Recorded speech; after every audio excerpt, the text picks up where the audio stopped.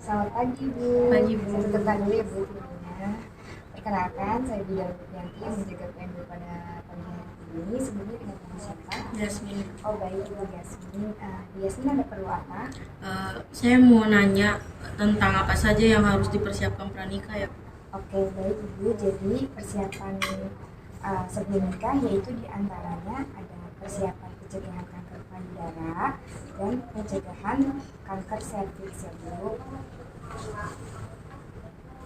Jadi, di mana kanker payudara ini adalah keganasan sel-sel pada jaringan payudara ya Bu, bisa berasal dari komponen kelenjarnya, seperti jaringan lemaknya, pembuluh darah, dan persyaratan jaringan payudara darah dalam persyaratan jaringan payudara. Jadi, dan apa saja sih gejala kanker payudara ini? Yang pertama, terasa benjolan ya Bu. Di payudara ini seringkali terasa nyeri. Kemudian terdapat perubahan kulit payudara mengeras dengan permukaan seperti kulit jeruk. Yang ketiga, terdapat perubahan warna dan tekstur payudaranya. Dan yang keempat, terdapat perubahan pada puting payudara, putingnya tertarik ke dalam. Dan yang kelima, ini terdapat cairan keluar dari puting payudara. Nah, dari beberapa gejala ini kita harus bisa ngecek sendiri Bu dengan sadari, dimana sadari ini bisa kita cek sendiri. Dan kalau sudah ada gejala-gejala seperti ini, langsung kita konsultasikan ke dokter ya Bu. Dan di sini ada beberapa stadium untuk kanker payudara, yaitu sampai stadium 4 ya Bu. Nah, di sini ada stadium 0-nya, di mana dia ini belum mengembang, tapi kanker payudara ini ada sedikit. Di sini ada stadium 1, udah ada kelihatan benjolannya ya Bu. Dan ini ada stadium 2, stadium 3, dan stadium 4. Dia sudah melebar. Dan apa aja sih ya penyebab kanker payudara ini? Sampai saat ini kanker payudara ini belum bisa diketahui bukan penyebabnya. Tetapi risiko terjadinya kanker payudara itu bisa dari merokok ataupun terpapar asap rokok. Yang kedua, pola makan yang buruk. Kemudian ketiga, pertamanya kurang dari 12 tahun.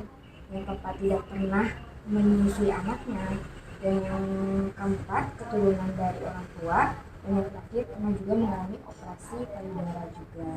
Baik Ibu, ini pemaparan materi dari kanker payudara. Apakah ada yang ditanyakan? Izin bertanya ya Bu, apakah sadari bisa dilakukan sendiri ya Bu? Oh bisa sekali Bu, sadari ini bisa kita lakukan sendiri dimanapun dan kapanpun. Kita menghadap cermin, kemudian kita mengangkat tangan kita dan kita lihat apakah ada benjolan ataupun ada perubahan warna ataupun papilanya yang masuk ke dalam. Begitu Ibu. Baik Ibu, selanjutnya saya akan menjelaskan kanker rahim. Kanker rahim ini disebut juga kanker serviks ya Bu. Jadi kanker serviks ini tumor ganas pada leher rahim, yaitu bagian paling bawah pada uterus. Tumor ganas pada bagian paling bawah uterus rahim ini dapat dicegah dengan penggunaan vaksin ataupun vaksin HPV. Dan kanker rahim ini adalah salah satu masalah utama pada kesehatan perempuan di dunia, terutama pada negara berkembang. Kemudian ada gejala-gejala kanker rahim, di mana peredaran abnormal, keputihan berbau, kemudian ada nyeri berhubungan seksual, keempat nyeri panggul, dan yang terakhir nyeri saat buang kecil. Baik, dan cara mencegah kanker serviks ini ada 5 cara. Yang pertama, tidak bergonta-ganti pasangan, dan pastikan pasangan kita pun tidak sering jajan di luar ya Bu. Dan yang kedua, tidak melakukan hubungan seksual pada usia dini kurang dari 20 tahun. Yang ketiga, hindari terpapar asap rokok ataupun perokok pasif. Yang keempat, menindaklanjuti hasil pemeriksaan IFA ataupun pap smear.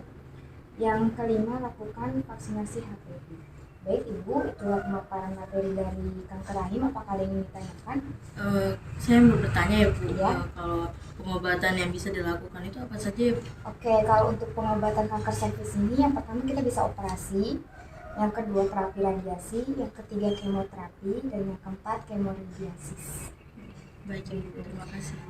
Oke, jadi kanker payudara payudara dan kanker rahim ini adalah penyakit yang lumayan serius untuk bagi kita wanita, jadi kita sebagai wanita harus menjaganya untuk mencegah dan menjaga organ genitalia kita. Baik Ibu, terima kasih atas partisipasinya sehingga edukasi ini berjalan dengan baik dan lancar. Nanti untuk kunjungan selanjutnya Ibu bisa datang pada 10 Mei bulan berikutnya untuk edukasi lebih lanjut. Oke, Baik Ibu, terima kasih. Assalamualaikum. Waalaikumsalam.